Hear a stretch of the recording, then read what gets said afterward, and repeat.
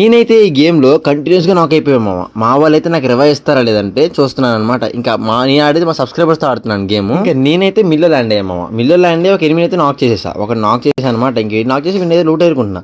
మా వాడైతే నా బ్యాక్ సైడ్ తిరుగుతున్నాడు మా సబ్‌స్క్రైబరు. ఇంక నేనేం చేశానంటే ఓపెన్‌లోకెళ్ళి ఒకడిని కొట్టా. నా బ్లడ్ లేపేసరికి వాడిని కొట్టి నేను నాక్ అయిపోయా.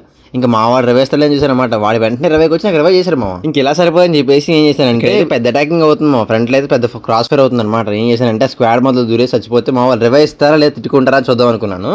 ఇంక నేనైతే స్క్వాడ్ మధ్యలోకి వచ్చాను మామ. ఒకడికైతే ఫుల్ డ్యామేజ్ లేపా. వాడైతే వెంటనే నాకు ఫైర్ తీసుకొని పట్ట మొత్తం అంతా ఈళ్ళంతా లేపేశాడు. నేనైతే నాక్ అయిపోయాను ఇక్కడ. ఇంకా నేనైతే నాక్ అయిన వెంటనే మా వాడైతే ఇక్కడ వచ్చాడు మామ. ఇక్కడ కూడా వచ్చాడు. ఇంకా విండి మిషన్ దగ్గర అయితే ఇంకోటి వెళ్ళాడు. వాడైతే అంటే రన్ చేసుకుని వెళ్తున్నాడు అనమాట మా వాడు.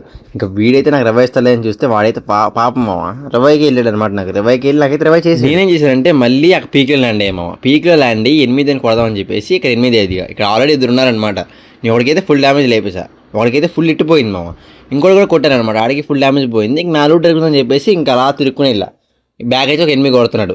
ఇంక ఇక్కడైతే లూట్ ఎరుగుతున్నా వాడైతే నన్ను మళ్ళీ చంపేశాడు. వీడియో మొత్తం చూసాక లైక్ కొట్టకపోతే బాగోదు మామ. ప్రతి ఒక్కరు లైక్ కొట్టేయండి, సబ్స్క్రైబ్ కూడా కొట్టేయండి మామ. సబ్స్క్రైబ్ కొట్టి వెళ్ళిపోండి, ఓకేనా.